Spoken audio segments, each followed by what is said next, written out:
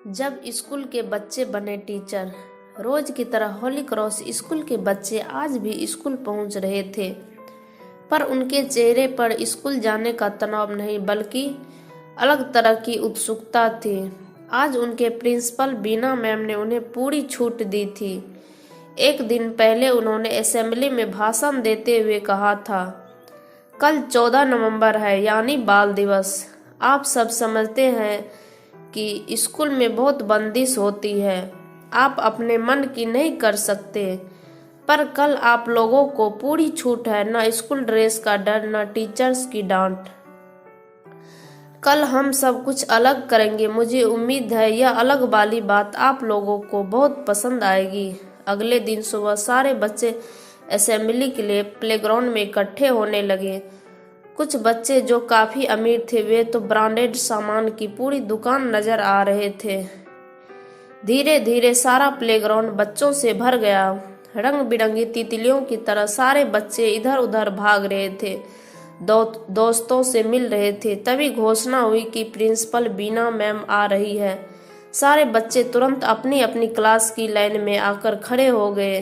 बीना ma'am mic के सामने आए और बोले, आज का दिन आप लोगों का है, मतलब बच्चों का दिन है। आज तक आप लोग इस स्कूल में पढ़ते रहे हैं और अपने टीचर्स से आपको शिकायत भी रही होगी। चलो आज एक नया खेल खेलते हैं। आज आप लोग टीचर बनेंगे। एक बच्चे की आवाज आई, सर अगर हम लोग टीचर होंगे तो बच्चे कौन बनेंगे जिन्हें हम पढ़ाएंगे? बीना मैम मुस्कुरा दिए, फिर बोली, मैंने भी यही सोचा था। फिर एक आइडिया आया, आप लोग चिंता न करें, आपके स्टूडेंट थोड़ी देर में आने वाले हैं। जब तक बीना मैम अपनी बात पूरी करते तब तक स्कूल की 4 बसें आकर रुकी।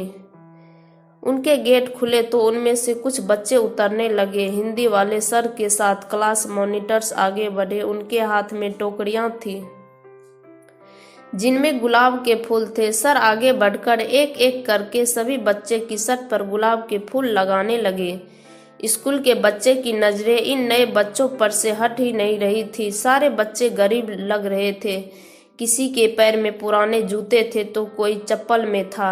उनके कपड़े वैसे थे जैसे वे अपने घर में भी नहीं पहनते थे।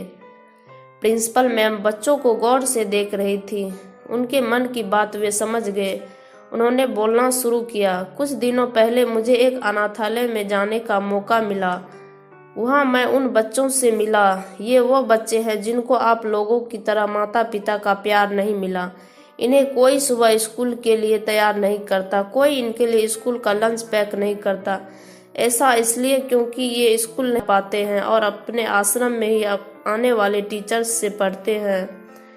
पर इन्हें पढ़ाई में कमजोर मत समझना। इनमें से कुछ बच्चे ने मुझसे कहा कि सर हम भी देखना चाहते हैं स्कूल कैसा होता है और वहाँ पढ़ाई कैसे होती है, इसलिए मैंने आज को यहाँ आमंत्रित किया है। बच्चे हमारे हैं और हर्ष के साथ इन्हें, ताकि स्कूल में पढ़ने का इनका सपना भी पूरा हो सकेगा।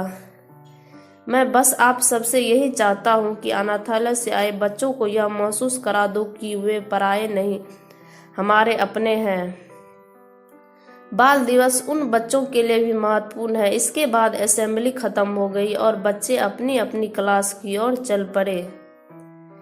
पर उन बच्चों की कहानी सुनकर ज्यादातर बच्चे के चेहरे गंभीर हो गए थे। जब वे अपनी क्लास में पहुंचे तो उन्हें अनाथालय के बच्चे सीटों पर बैठे दिखाई दिए। ऐसा ही एक क्लास में खड़े टीचर ने कहा, कुछ बच्चे जो पढ़ाना चाहते वह मेरे पास आ जाए, बाकी बच्चे इन बच्चों के साथ बैठ जाए और पढ़ाई में सहयोग करें। 1-2 घंटे बाद पता ही नहीं चल रहा था कि ये बच्चे एक दूसरे को जानते ही नहीं थे।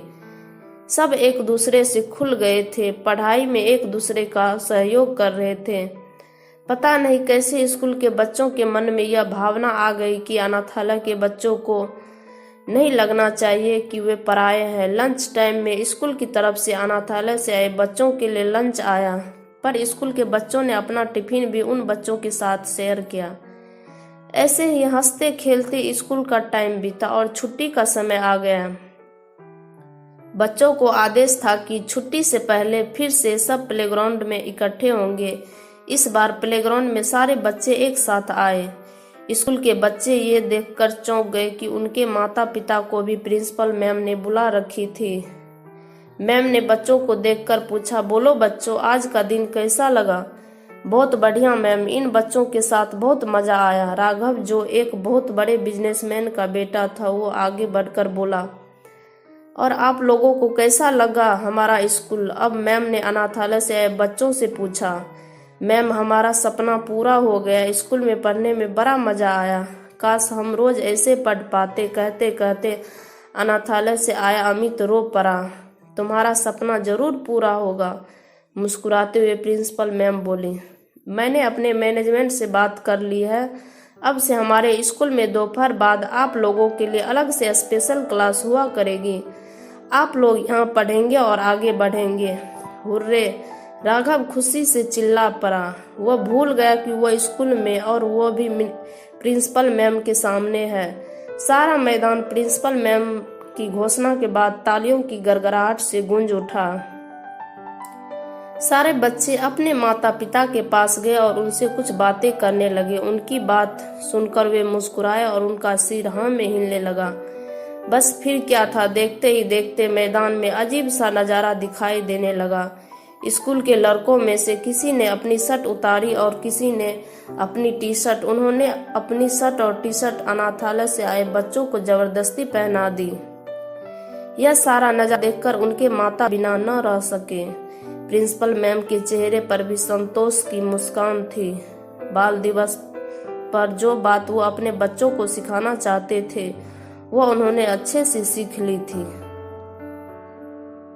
उम्मीद है कि यह कहानी आपको पसंद आई होगी। अगर पसंद आई है तो इस वीडियो को लाइक करें और अपने दोस्तों के साथ शेयर करें। और इसी तरह की मजेदार कहानियों सुनने के लिए इस चैनल को सब्सक्राइब करें।